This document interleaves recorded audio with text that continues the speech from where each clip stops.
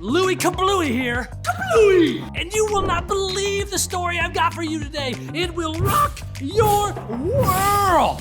It is the real life account of this guy named Joseph in the Bible. Hi. Actually, maybe I'll start the story with his dad. Hello, I'm Jacob.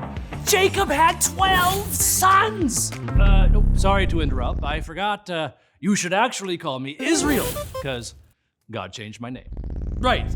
Israel had 12 sons, but he didn't hide the fact that he did have a favorite. You like my robe? My dad made it for me. Oh, boy, did he. And this made Joseph's brothers super jealous. Oh, man, his robe is multicolored. Our robes are only one decolored. We're jealous. But that's not the only thing that bugged them. Hey, is anyone else having some really weird dreams? Like you guys are all tying grain into bunches and then all your bunches of grain bow down to my grain?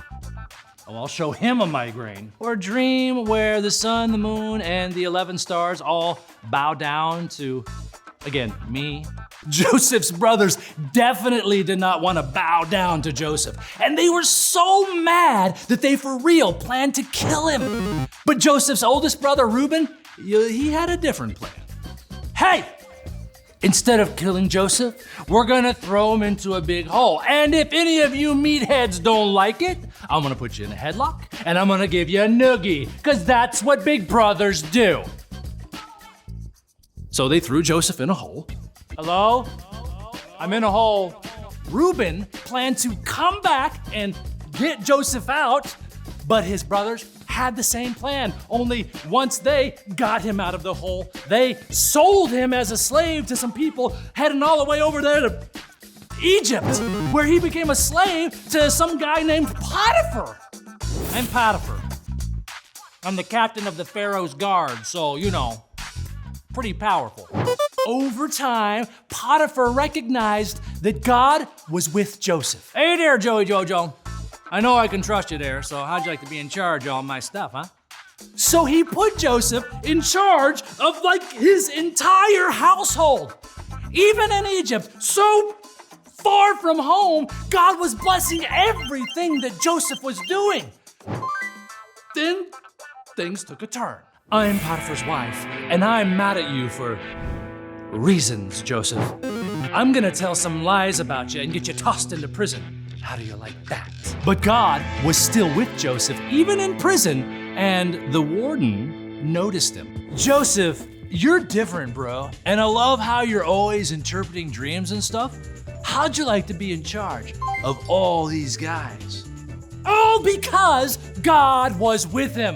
But it gets even better. 2 years later, Pharaoh had a dream that nobody else could interpret. Woe is me! I have had a dream with skinny cows eating fat cows, and scorched, withered up grain eating healthy grain. Pharaoh's advisors were, pretty sure that his dreams were a message from God, but they couldn't interpret them. But remember who could? So God wants you to know there's gonna be 7 years with lots of food. Yay! But it will be followed by 7 years of, famine. Boo! Good news though, I do have a plan. Yay! We save extra food during the first 7 years, so we'll have something to eat during the second 7 years.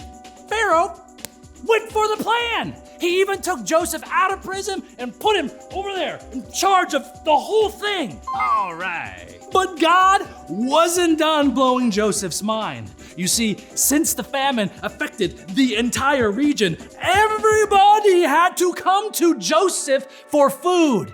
Even, remember when we sold our brother as a slave? Yeah, I actually feel really bad. We're different people now.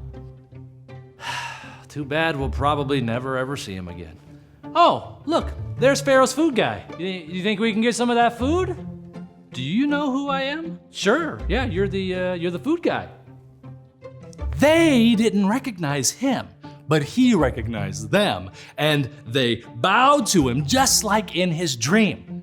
So he decided to test them to see if they had changed, which I guess they had because it's me, your brother Joseph. What? No way! I forgive you. You intended to harm me, but God intended it for good to accomplish what is now being done, the saving of many lives. Was he always this wise? I think he might have been. All right, so let's recount here, okay? God saved Joseph from a hole, from slavery, from prison, and in famine. God used him to save all the people from starvation. And he even had bigger plans to use Joseph's family to rescue the entire world. Over and over again, Joseph was rescued because God saves. See? I told you the story would rock your world. Kablooey, out!